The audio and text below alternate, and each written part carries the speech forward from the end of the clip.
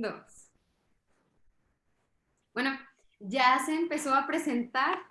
Hola Susi, hola Víctor, ¿cómo están? Hola, hola Ceci, hola Ceci. Muy bien, gracias. Hola, hola.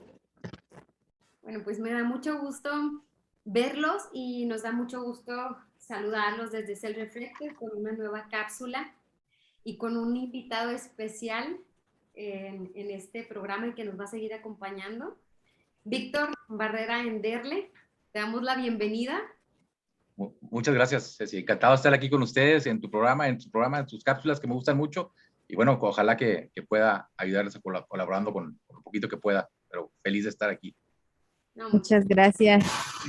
Sí, de verdad que muchas gracias, Susi. Muchas gracias, Víctor, por estar aquí.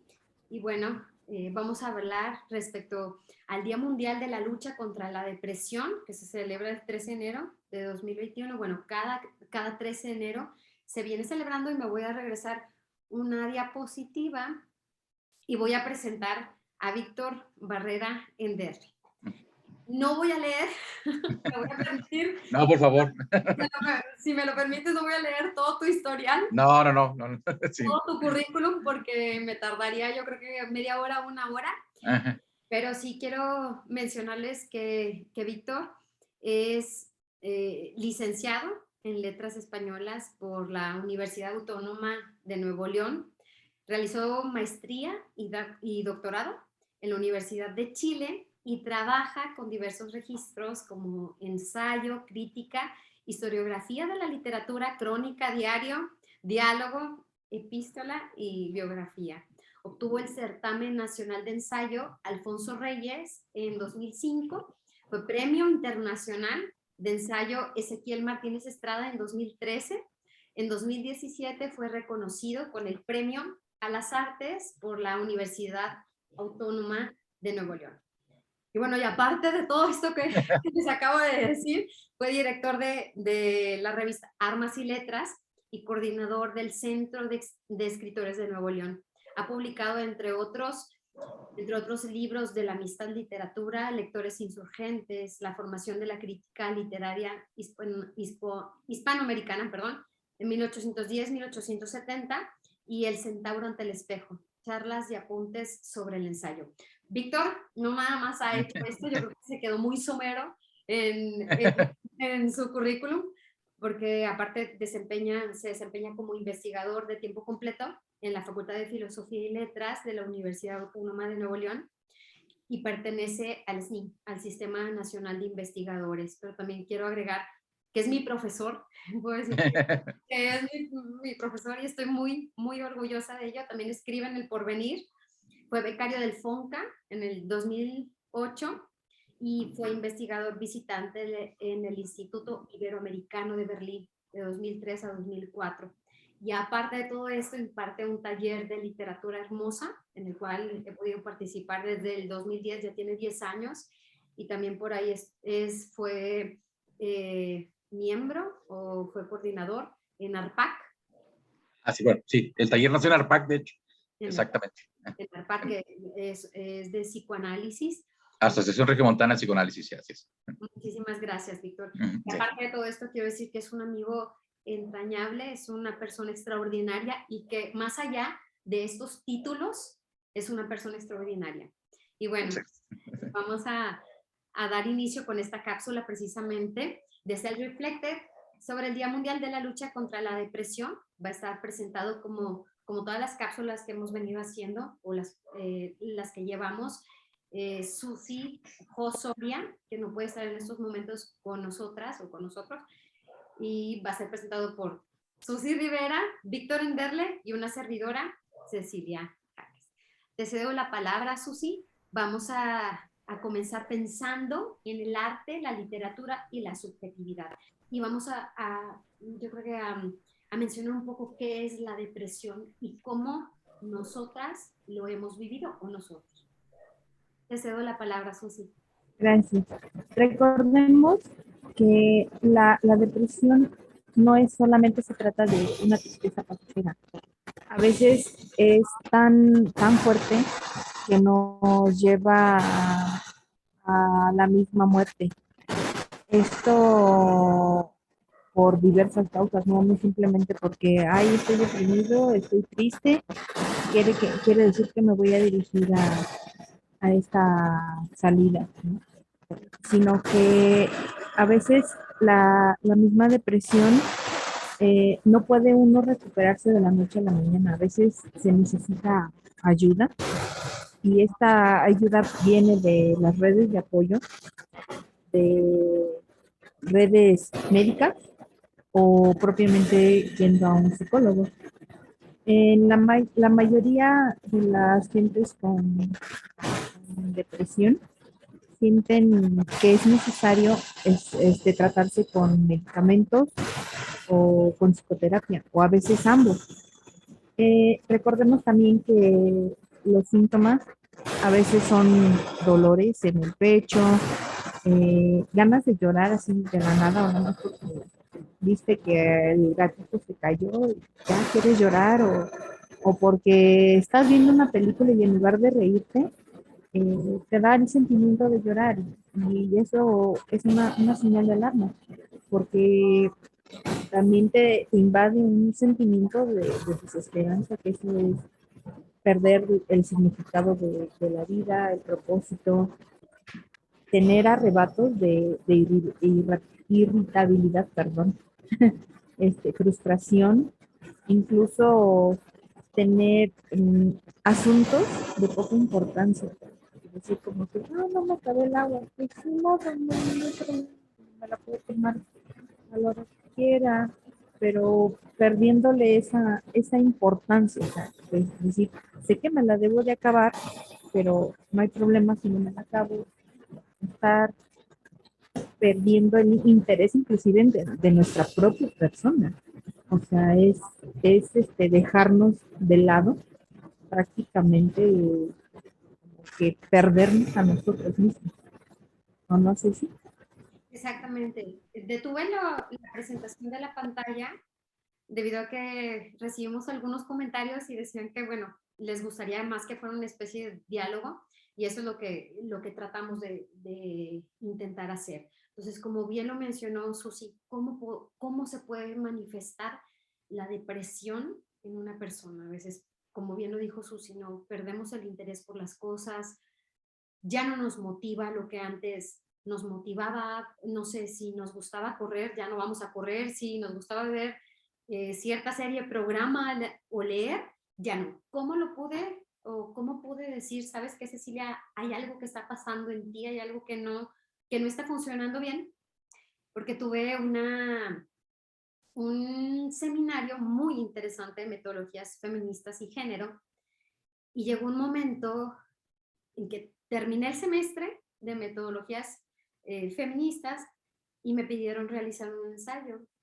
Y cuando estaba a punto de hacer el ensayo dije, no puedo escribir el ensayo, ya no puedo escribir, ¿no? Y sabía que algo estaba pasando en mí, que decía, es momento de detenerme. Y es muy difícil que yo no cumpla con una tarea, ¿no? Lo hablo humildemente, decir, para mí es muy difícil decir, no voy a hacer una tarea, ¿no? O sea, tengo que cumplir con mi tarea, y no podía hacerla, y veía la pantalla, veía el Word, sabía cómo se tenía que hacer, y dije, no puedo escribir. Tengo las ideas, pero no está fluyendo algo en mí. Entonces, ¿cómo se puede manifestar la depresión o algún otro síntoma o signo diciendo, sabes que es momento de que le preste atención a lo que estoy haciendo, ¿no? Si ya no puedo escribir, no voy a escribir, y es momento de detenerme. No sé qué opines, Víctor, respecto a esto. Voy a volver a compartir pantalla con la imagen que nos compartiste. Sí, claro. Sí, es muy interesante y puntual lo que han mencionado. Y bueno, yo tratando de traerlo al campo de las artes y de la literatura en concreto, que es, digamos, mi especialidad, así entre comillas, me parece, fíjense, que digamos, la depresión, que es un término mucho más moderno y contemporáneo, ¿no? Antes se conocía más bien como una melancolía o como incluso los griegos hablaban de una especie de bilis negra, ¿no? Algo que afectaba a la persona, ¿no? Y lo sumía en esta oscuridad, entre comillas, pero que ha estado muy presente en la literatura y en las artes, tanto como tema, también como detonación de la creación, es decir, como estímulo para crear, ¿no? Y me parece que si rastreamos, digamos, el origen o los orígenes de las expresiones artísticas y nos vamos hasta muy, muy atrás, tal vez hasta el inicio, decían los maestros clásicos de literatura, que los inicios están en dos grandes poemas, ¿no? La Ilíada y la Odisea, pues ya encontramos ahí manifestaciones muy, muy interesantes, sobre todo en la Odisea, ¿no? Que es esta continuación, y en particular en Odiseo o en Ulises, que sería el protagonista, que había sido descrito como un tipo muy inteligente, muy astuto, que fue el que ideó, entre otras cosas, la confección del famoso caballo de Troya, aunque eso no se narra, o no se refiere en la Ilíada, sino en la Eneida, un poema que se escribió mucho después por Virgilio en la época de los romanos. Pero bueno, en la Odisea, que es este regreso de Ulises o de Odiseo a Ítaca, partiendo desde Troya, ya una vez que se ha acabado esta guerra, que duró 10 años, ¿no? Y es un regreso de 10 años, ¿no? Hay un momento que es muy conmovedor, que es el momento en que Ulises desciende al inframundo con los muertos y ve a su madre, ¿no? A Anticlea, a su madre, y llora, ¿no? Es muy poco común, créanme, que los personajes clásicos muestren esta sensibilidad, porque generalmente son más arquetípicos, ¿no? Es decir, la subjetividad es un rasgo de la literatura y del arte moderno, ¿no? Sobre todo a partir de Shakespeare.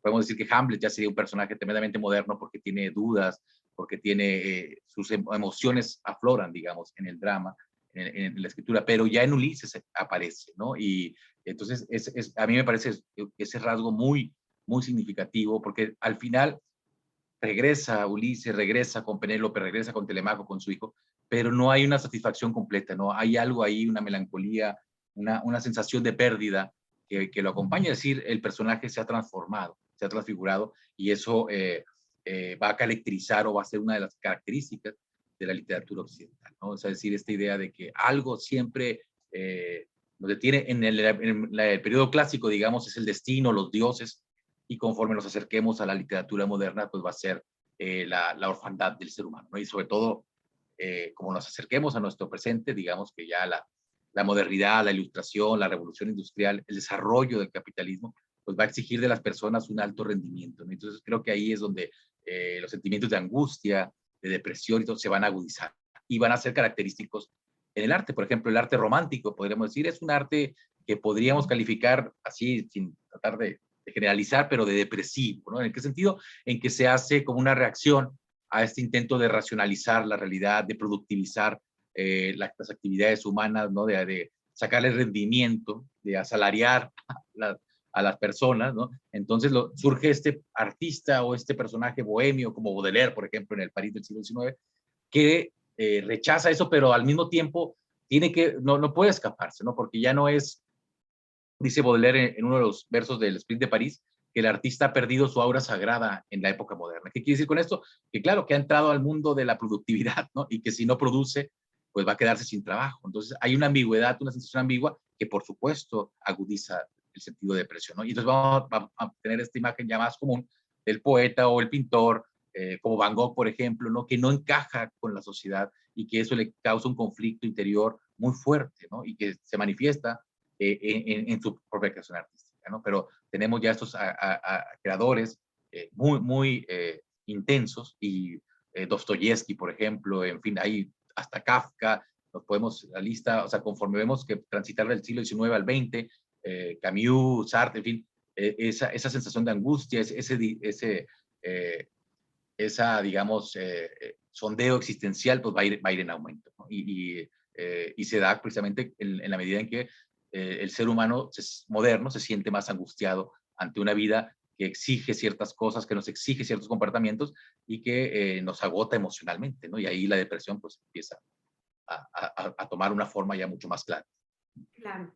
Víctor, como un experto en literatura, ¿se podría considerar como un vacío existencial el que presentamos o el que puede presentar el ser humano en tiempo actual, en tiempo... Por supuesto, claro, tú lo has dicho perfectamente, ¿no? De hecho, el cuadro de Munch que colocaste muy acertadamente, ¿no? El grito, es un vacío existencial, ¿no? ¿Te fijas? Es decir, que es lo que Nietzsche llamaba, ¿no? La ausencia de Dios, ¿no? El pensamiento moderno intenta despojar la presencia de la famosa muerte de Dios simbólica o metafórica, que ¿qué quiere decir eso?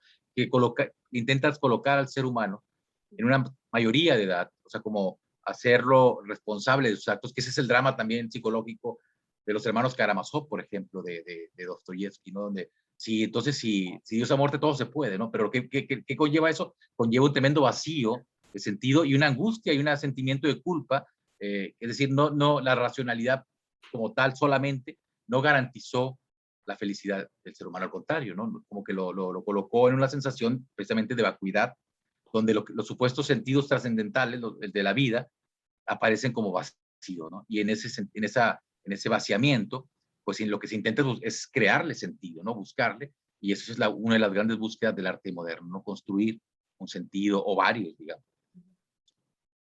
También, bueno, no les había mencionado, pero Víctor es profesor de tiempo completo, creo que sí lo dije, investigador, pero dirige tesis. Víctor, ¿cómo ves a tus alumnos? O sea, cuando diriges las tesis o en las clases que das. Pues mira, sobre todo en este periodo ya de pandémico que se ha alargado tanto, pues por supuesto la sensación de depresión y de angustia es mucho más amplia, ¿no? Porque siempre, como lo mencionaste tú recién, Ceci, cuando de pronto nos encontramos ante un trabajo de escritura y sentimos que no podemos, ¿no? Porque claro, es un desafío enfrentarse, como se decía antes, a la página en blanco, ahora podemos decir ante la pantalla, ¿no? Y cómo poder resolverlo, ¿no? Entonces sí, sin duda, y eso se lo digo, justamente este semestre voy a impartir un seminario de tesis y lo primero que le digo es que el proceso de la tesis no debe ser un proceso mecánico, porque de hecho no lo es. Involucra mucho las emociones y puede ser angustiante o puede ser bastante disfrutable, o sea, dependiendo cómo lo podamos abordar, ¿no? Si lo vemos como, no solamente como un requisito académico, burocrático, etcétera, sino como un proceso de indagación, porque al final mucho va a decir de nosotros. Por más técnica que sea la tesis, están muchas de nuestras emociones, nuestras subjetividades, nuestros valores, nuestras ideas de valor, nuestras ideas de gusto, etcétera. Entonces yo trato de que trabajen por ahí, ¿no? De que tanto alumnos como alumnas busquen algo que quieran estudiar o analizar y lo trabajen, pero lo trabajen desde su propia condición, o sea, no, porque uno de los miedos que más se enfrentan los tesistas o las tesistas es el tratar de decirlo todo y decirlo de una manera totalmente objetiva. Y al menos en el campo de las humanidades, eso no solamente es imposible, sino para mí tampoco es deseable, porque no podemos aspirar a esa objetividad total, ni siquiera es recomendable, ¿no? Estamos trabajando con obras de arte, en este caso, obras literarias, o podemos estar trabajando con casos clínicos, si es una tesis en psicología o en psiquiatría. Estamos trabajando con creaciones humanas, con experiencias humanas. Y entonces lo que tratamos es, lo que deberíamos, o lo que podríamos hacer es buscar comunicarnos con ellas, ¿no? Alfonso Reyes da una gran definición de la literatura y del arte en general, que lo que hacía la literatura era transmitir experiencias concretas, individuales, únicas, pero al mismo tiempo compatibles con todas las experiencias, ¿no? Y así una parafraseo de Terencio, este famoso poeta y pensador latino, que decía que nada humano le era ajeno, pues lo mismo para el arte, ¿no? O sea, al arte nada humano le es ajeno porque todos sus materiales son humanos. Entonces, tanto la felicidad como la tristeza, la melancolía, la depresión, el goce, etc. Entonces, tratar no de normalizarlos, pero sí darnos cuenta que forman parte de nosotros, ¿no? Porque me parece que, como digo, en esta área de rendimiento que se transmite, por supuesto, a la academia, a las universidades, exigimos de pronto mucha productividad y las mejores calificaciones y desatendemos la parte emocional. Creo que las artes están ahí para recordarnos que somos seres emocionales. Claro. O principalmente. Sí, has mencionado algo muy importante, ¿no? Las calificaciones, ¿no? Sí, uff. Como parte de ese, bueno, citando, voy a adelantarme un poco, Víctor, de Emil Frank, pero ¿cuál es el significado? Realmente estamos por las calificaciones, y lo comparto con Susi, ¿no? Cuando estuvimos en UNAM, estudiando psicología, y también en relaciones internacionales, y lo digo por experiencia propia, estamos preocupados, o esta generación está preocupada por las calificaciones o por el significado per se de lo que somos, de lo que podemos dar como sociedad. Voy a volver a compartir pantalla, si me lo permiten. Y Víctor, nos mandaste, no sé si ya se esté compartiendo. No. Todavía no. Okay, ¿ya? Ahí está ya. Muy bien. Y de la mano vamos con esto, literatura, arte y psicología.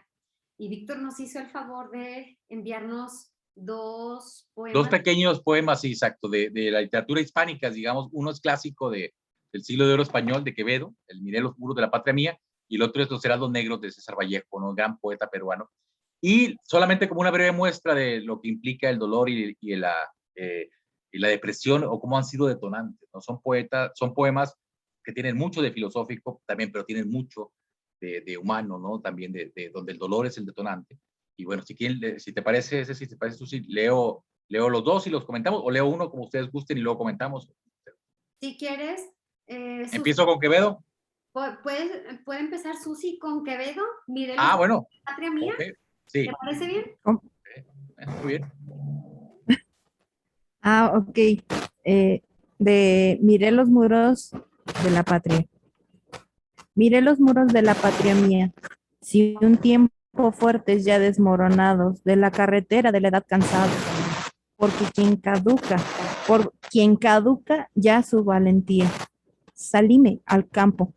Vi que el sol bebía los arroyos del hielo desatados, y del monte, quejosos los ganados, que con sombras hurtó su luz al día.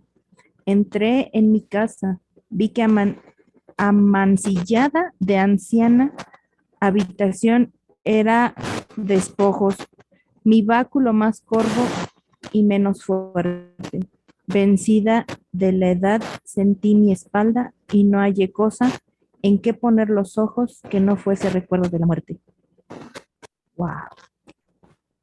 Y este es un poema tremendo, digamos, podemos decir en sentido heideggeriano que es el ser para la muerte, o sea, el darnos cuenta que somos seres efímeros y mortales, y es tremendamente, o sea, sí, yo creo que una de los pesos de la angustia que más detonan la depresión, entre otros muchos factores, por supuesto, es también la idea del paso del tiempo y de nuestra mortandad, ¿no? Este poema que es, como digo, del siglo de oro español, de Quevedo, pues nos muestra esa angustia de decir, lo que un día fue gloria, ahora es ruina, ¿no? Y lo mismo va para las personas, ¿no? O sea, donde todo es despojo, la habitación, o sea, los muros de mi patria, que en un tiempo eran fuertes, ahora están derruidos, ¿no? Entonces, esa sensación de tránsito y de decadencia o de destrucción incluso, ¿no? Es muy característico, digamos, de esta literatura existencial, ¿no? Y es un soneto, es un formato clásico que se cultivó con mucho éxito en el siglo de oro, aunque se creó en Italia. Garcilaso de la Vega lo introdujo en el mundo español, y Quevedo, que de todos los poetas clásicos, digamos, de españoles, como puede ser Góngora o Calderón, incluso para mí mi favorito es Quevedo, precisamente por esta dimensión filosófica, existencial, porque encuentro en él a un creador que está sondeando su propia existencia y que está, digamos, luchando con sus demonios, con su propia mortandad, digamos. Quiero decirle que si Víctor menciona no sé cuántos autores, al momento, Víctor, así es, y realmente celebro que así sea, ¿no? Porque nos menciona y cada vez que Víctor imparte una clase o imparte un taller, es un cúmulo de emociones, de literatura, de pensamiento y bueno, finalmente de sentimientos, ¿no? Y como bien lo has mencionado, Víctor, ¿qué es ese vacío, esa muerte, ¿no? ¿Cómo lo veía? ¿Pero 1500, 1600? Sí, ¿no? exactamente, el tránsito de 1500 a 1600, imagínate, hace 400 años, más de 400 años. Exactamente. Y vamos a pasar al siguiente. Sí. Y me voy a permitir, ¿me dicen si se está compartiendo? Ahí va, todavía no, pero Creo que ya está. a ver, ahí está ya. Se llama Los Heraldos Negros, es de 1919 por César Vallejo. Dice, hay golpes en la vida tan fuertes, yo no sé, golpes como del odio de Dios, como si ante ellos la resaca de todo lo sufrido se emposara en el alma, yo no sé. Son pocos, pero abren zanjas oscuras en el rostro más fiero y en el lomo más fuerte. ¿Serán tal vez los potros de bárbaros Atilas o los heraldos negros que nos manda la muerte? Que eso es algo muy, muy, muy, muy importante que nos está diciendo César Vallejo, ¿no? Continúo. Son las caídas hondas de los cristos del alma, de alguna fe adorable que el destino blasfema. Esos golpes sangrientos son las crepitaciones de algún pan que en la puerta del horno se nos quema. Y el hombre, pobre, pobre, vuelve los ojos como cuando por sobre el hombro nos llama una palmada, vuelve los ojos locos y todo lo vivido se emposa como charco de culpa en la mirada. Hay golpes en la vida tan fuertes, yo no sé. Te cedo la palabra, Víctor, y dejo de compartir tan maravilloso.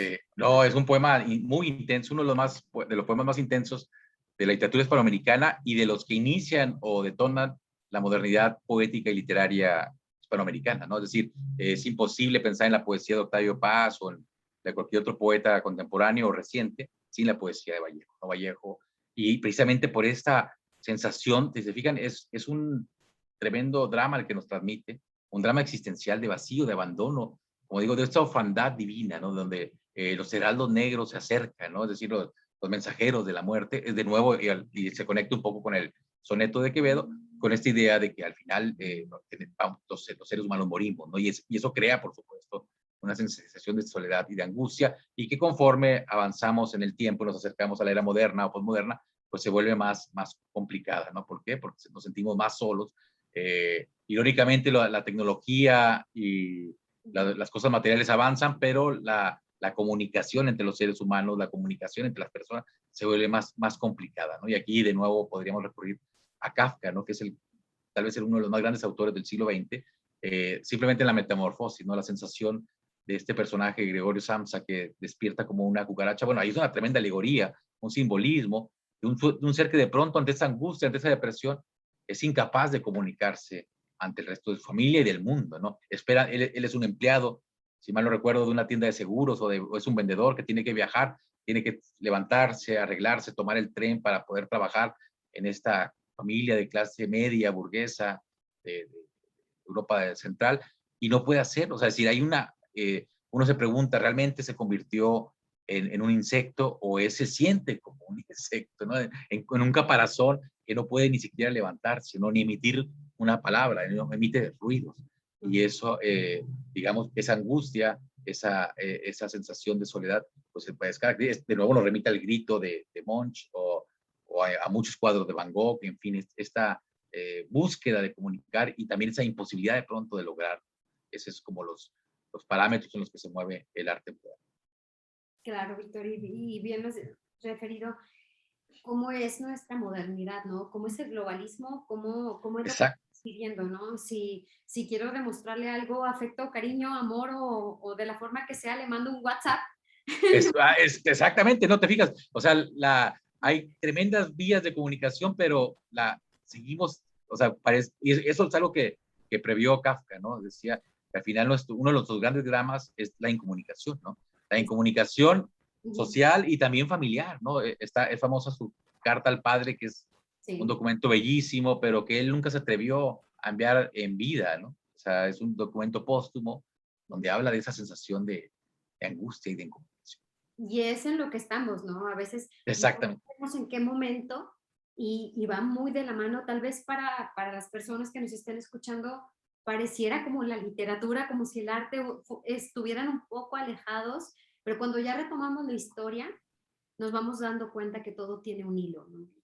Por supuesto, claro, claro. Y de hecho, que una de las grandes lecciones que encontramos que nos da el arte, digamos, que es autónomo, claro, que aspira a la autonomía, que tiene sus propias evoluciones, pero que está íntimamente ligado a la sociedad, a lo social, a lo histórico. Yo nunca digo que está subordinado ni que es un reflejo, como suelen algunos decir, sino que está en constante diálogo y tensión y creación, pero nos habla de eso, de que necesitamos comunicar, necesitamos expresar lo que sentimos, buscar comunicación, y eso pues yo creo que viene muy bien para este día que es hoy que estamos en el día de la depresión, para entender que muchas veces requerimos dialogar, hablar. Es difícil, claro, pero ir más allá de los emoticones y tratar de comunicar lo que sentimos, ¿no? Hacerlo visible o verbalizar.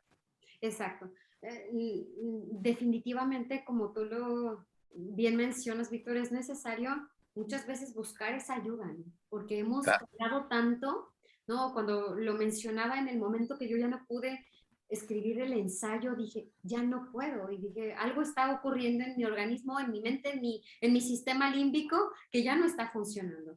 Y muchas veces no buscamos ayuda, y ya lo habíamos tocado Susi y yo en una cápsula previa de Self Reflected, que fue nuestra primera cápsula de 2022 respecto a los mitos de la psicología y psiquiatría, Sí. ¿no? Y es muy importante saber que los jóvenes están presentes, ¿no? Que están allí, que están buscando ayuda, que muchas veces no saben cómo transmitir y a veces nosotros tampoco, ¿no? Tal vez podemos haber ya cursado una carrera y poder haber estado en una segunda y así, ¿no?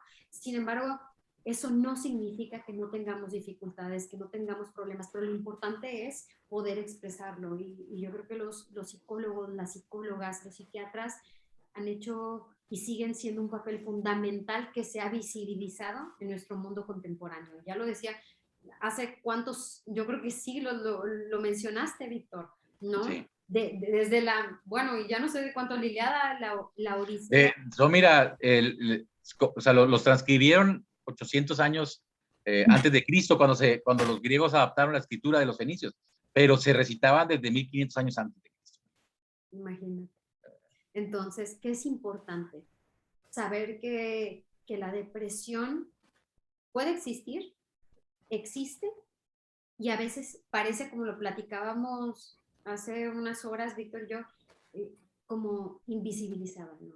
Sí. Está en esta sociedad capitalista, en esta sociedad que sí lo voy a mencionar como tal, como lo materialista, donde estamos más ocupados en producir, en ser, que nuestra alma, ¿no? En nuestro espíritu. Claro. Bueno, alma se puede traducir como mente en griego. Sí, sí, sí. Finalmente, ¿qué es lo que hacemos? ¿Por qué estamos haciendo lo que hacemos? ¿A dónde queremos ir?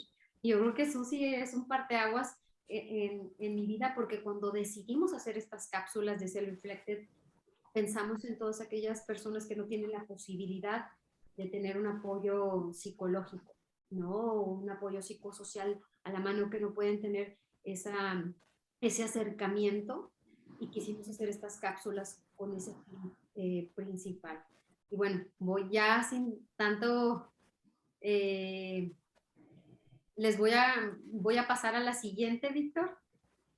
No sé si por ahí ya se esté compartiendo, ustedes me avisan. Bueno. Ahí todavía no. Ya. Ustedes me dicen. Ya está. Ya está.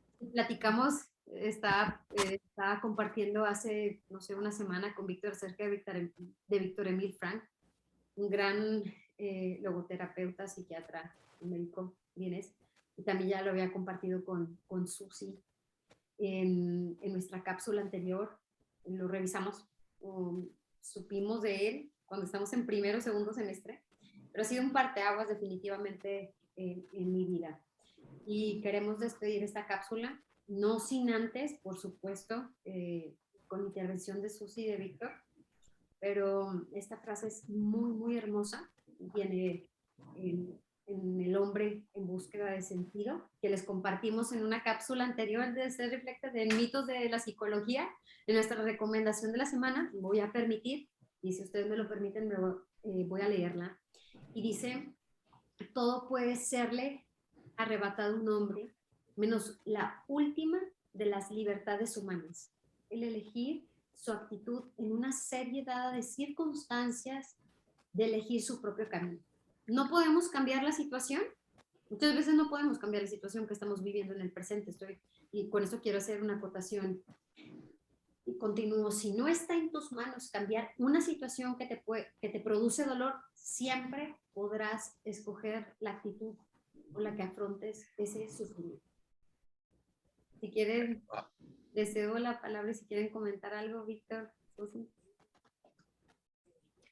Pues yo en esta parte, que hay que tener sobre todo presente las alarmas, porque hay muchos jóvenes que a lo mejor no lo dicen con palabras, pero a lo mejor lo dicen en escritos, ya sea en publicaciones o como yo antes, porque sí, la verdad, sí puedo decir que lo que era secundaria y parte de la prepa, yo era de las que escribían mis sentimientos, aunque no pudiera hablarlos. Que yo tengo demasiada confianza con mi mamá y puedo hablarle de lo que quiera, pero a veces son cosas que no puedo expresar con palabras. Entonces me ponía a escribir y a escribir, pero yo no sabía que por medio de la escritura se podían decir lo que realmente sentías como una llamada de atención para decir, oye, tengo un problema, como los escritores, o sea, ellos estaban diciendo literalmente a gritos desesperados como la pintura, estoy teniendo un problema, tengo una crisis, ya sea porque no he podido dormir, porque también recordemos que los síntomas de la depresión es insomnio o dormir demasiado. También están los sentimientos de culpa, por fracasos pasados o el autorreproche, que el profesor Víctor no me va a dejar mentir. Hay muchos textos literarios sobre el autorreproche hacia, hacia cualquier cosa, ¿no? Así como también tuvo tu episodio de tener dificultades para concentrarte, para tomar decisiones, inclusive se ha dado todo eso en la literatura y no solamente como para decir, ay, nada más lo tiene por momento porque es un genio y quiere darse a conocer y por eso está tratando de llamar la atención. Claro que no, ahí están dando la alerta de si me oyes, si lo estás viendo, ayúdame, porque yo no sé a quién acudir. O sea, como decía mi mamá, ¿no? Es un tirón de orejas para que lo ayudes o para que te pongas en su perspectiva o como decía también esta Jos, en sus zapatos y sientas lo que él está sintiendo o por lo menos intente sentir lo que él siente y lo guíes o lo orientes a buscar una ayuda, como en nuestro caso es buscarle solución a sus problemas sin darles la solución real, sino que ellos con sus propias herramientas puedan lograr superar o por lo menos minimizar el daño que se están haciendo con la depresión. Porque, como se ha dicho, ¿no? Esta parte de la depresión repercute tanto en dolores físicos como en emocionales, y los emocionales y los físicos van de la mano cuando se trata al suicidio. Y como lo decía en un video, aunque suene broma, ¿no? Pero la automorición, o sea, eso, eso ya está más peligroso y ya eso es, pues, feo llegar a esa situación, ¿no? Porque mi hermano tuvo una compañera, no sé si decirlo amiga, pero que ella tenía bastantes problemas, él se llegó a sentir culpable. A mí no me dijo nada, ¿no? Ya me lo dijo ya hasta que pasó, pero la muchachita me parece que sí se suicidó. Yo me quedé así como de, espérate, ¿cómo? Que no habló, que no le dijiste que buscara ayuda, que no te hizo caso. Yo tratando de ayudarlo, pero mi hermano me dio a entender que él sí le dijo, sí la apoyó, la orientó, pero que era tanto su dolor, tanto su carga emocional y física, que fue la única salida que encontró para llamarle la atención a sus familiares, para decir, tuve un problema, estuve pidiéndole a gritos y no me hicieron caso. Y eso es también en lo que la literatura se ha basado, en esos gritos desesperados de ayuda, de pedir ayuda, vaya.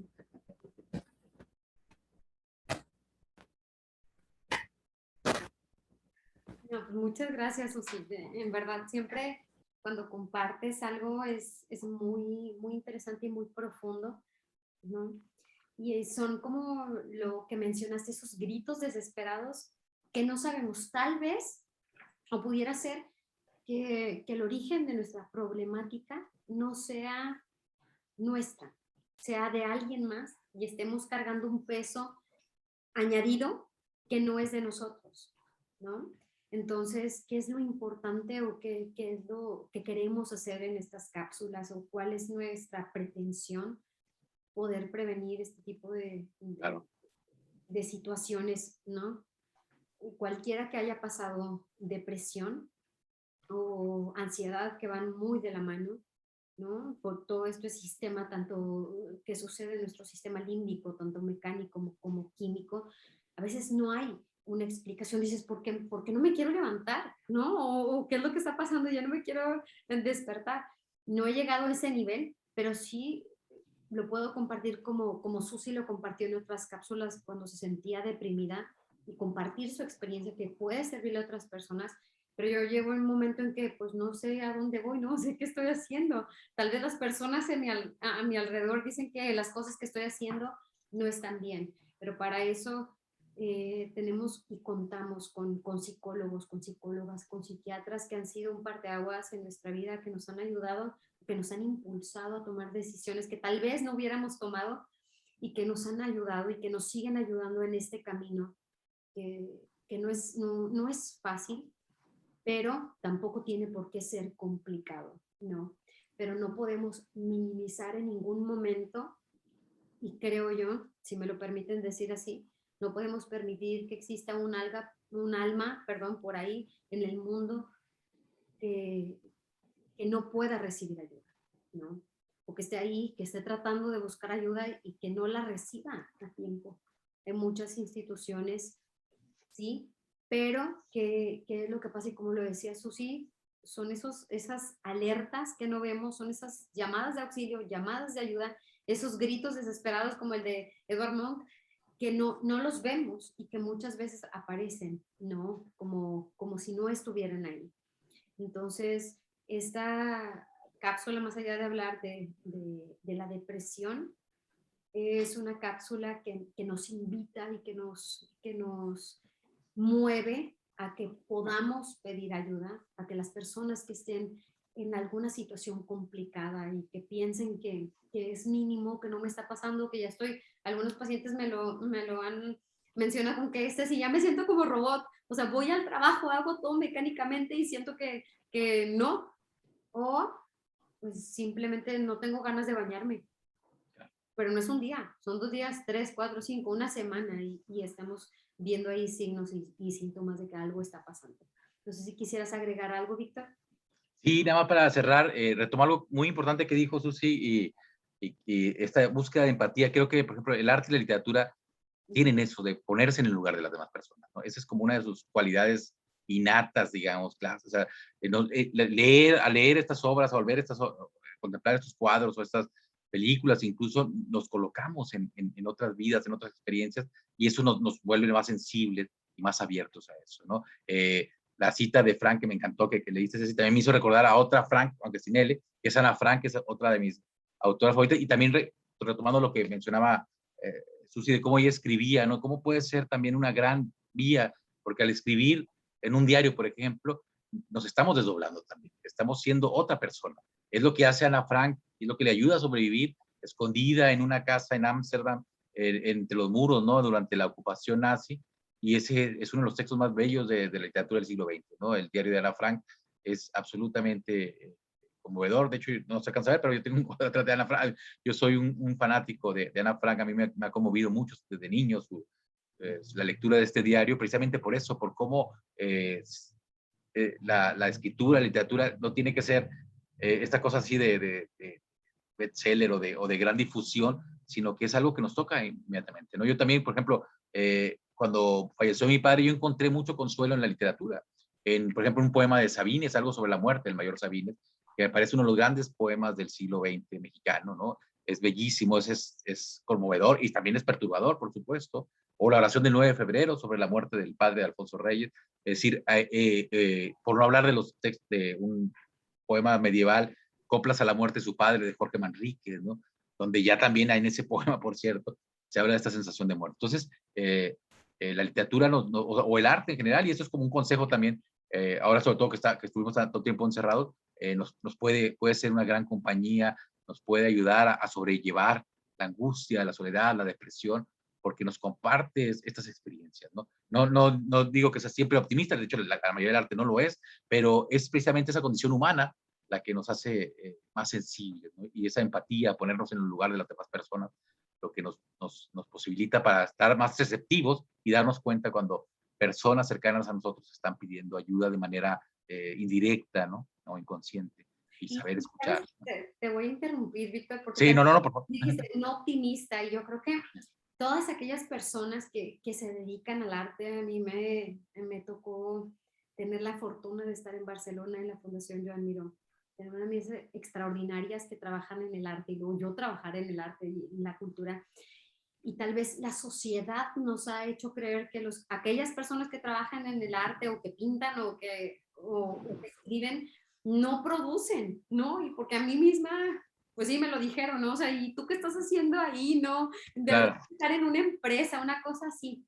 Pero creo que las personas que trabajan con el arte, como Van Gogh, o que trabajan en la literatura o en la salud mental, yo creo que son de las personas que he conocido más sensibles, ¿no? Más empáticas sí, claro. con el otro. Y eso es lo que nos hace ser humanos finalmente, más allá de lo que si trascendemos, sea cual sea nuestra filosofía, nuestra creencia, ¿qué es lo que vamos a dejar cuando estemos aquí? ¿Cómo vamos a impactar, no? Finalmente, si es que queremos impactar de alguna u otra forma en el mundo.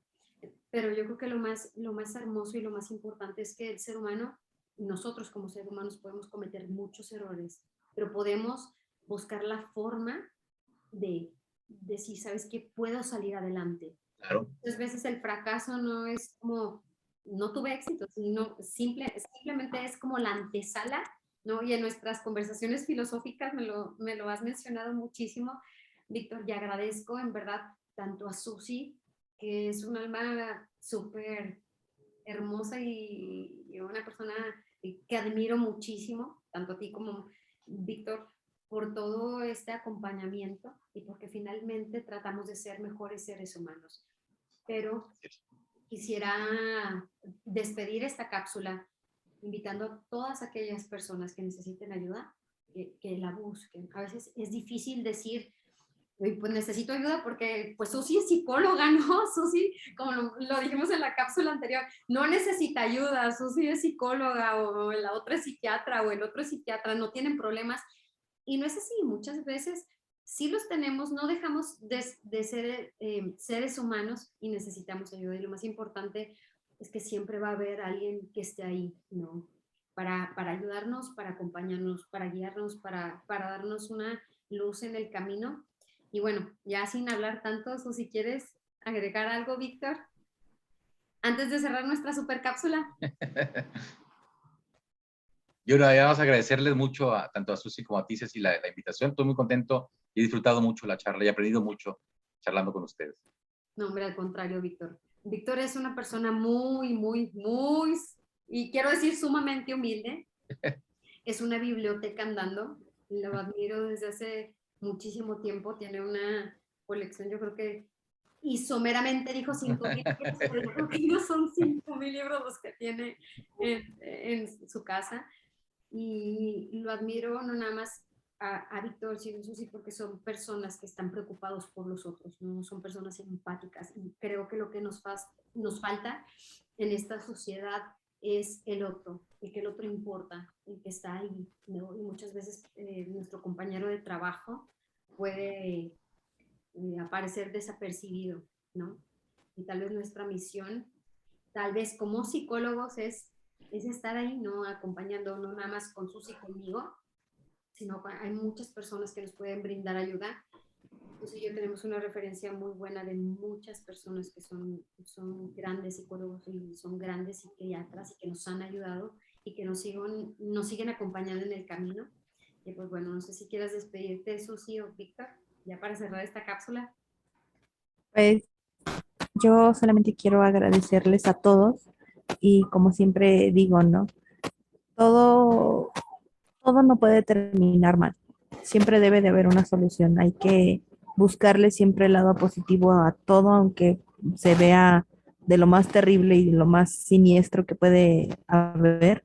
porque seamos sinceros, la humanidad se está volviendo tan oscura que a veces es imposible verle esa luz, pero siempre va a haber alguien que irradie esa luz para mostrarnos que no todo está perdido.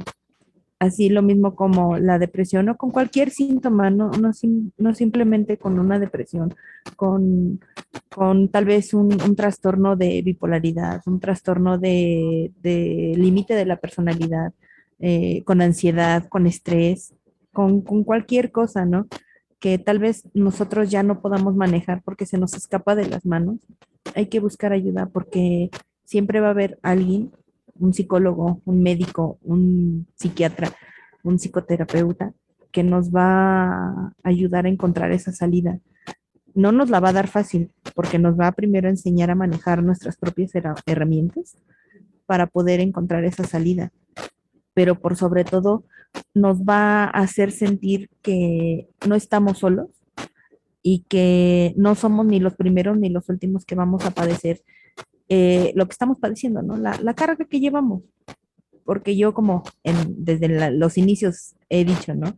Yo cuando no tenía registro de mis gatos, o sea, me ponía ansiosa, me perdía si no encontraba a todos, porque desgraciadamente a mí me los han robado, envenenado o matado y a mí me duele mucho que me hagan eso con mis gatitos que no le hacen daño a nadie, inclusive están esterilizados para que no se vayan a buscar ni a hacer averías a otras casas, ¿no? Pero aún así me los roban o me los matan o me los envenenan y pues me pone mal.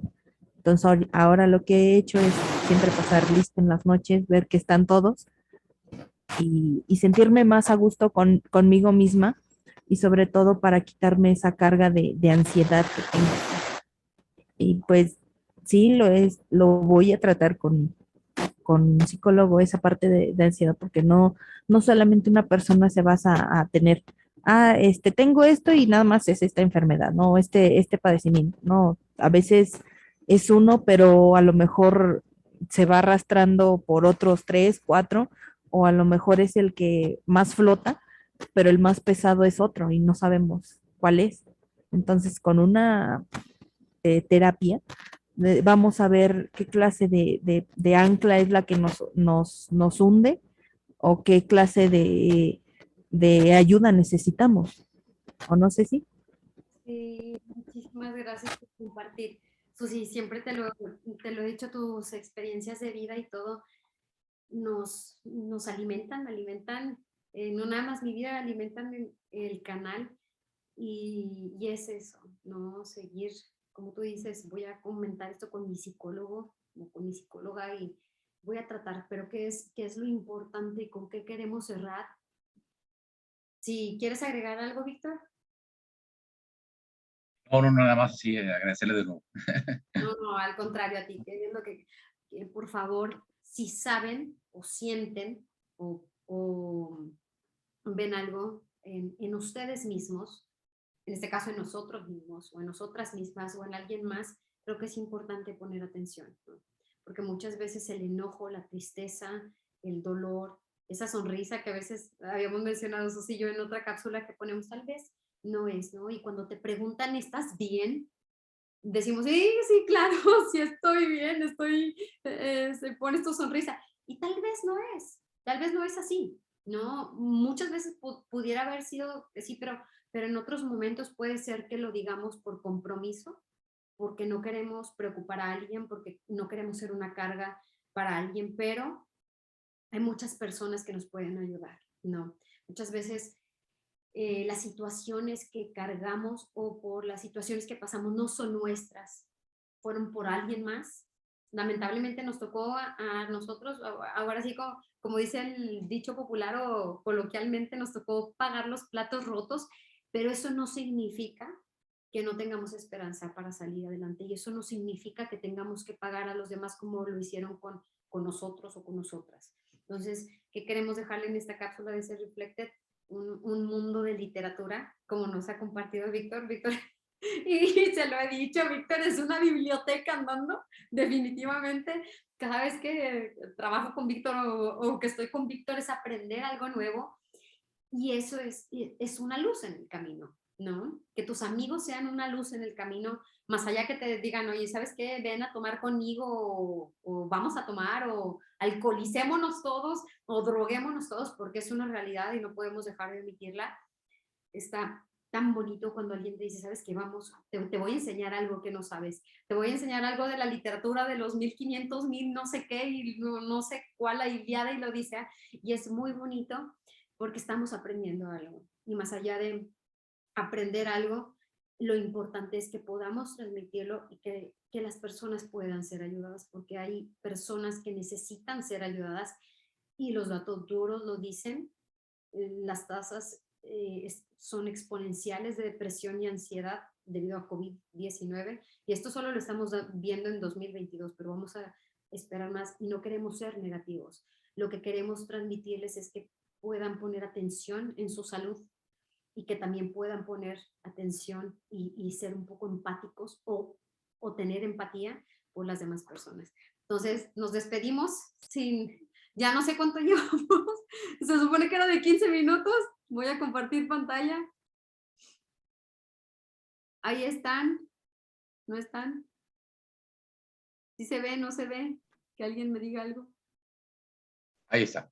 Muy bien, ya voy a compartir, bueno, pues la última host, le mandamos un enorme saludo, Víctor, Susi, una servidora, voy a dejar ahora sí ya de compartir pantalla. Les agradezco muchísimo por tener ese entusiasmo e interés de contribuir, ¿no? A la sociedad, de estar aquí, Susi. Mil gracias, como siempre, mana. Te amo, siempre te lo digo, pero... Muchos abrazos. Igual, muchísimas gracias, en verdad, por todo esto, por acompañarnos a Susi y a mí con tu... Encantadísimo. Un gran abrazo para ambas. Sí, gracias por... Gracias. Gracias por... El invitadazo de lujo.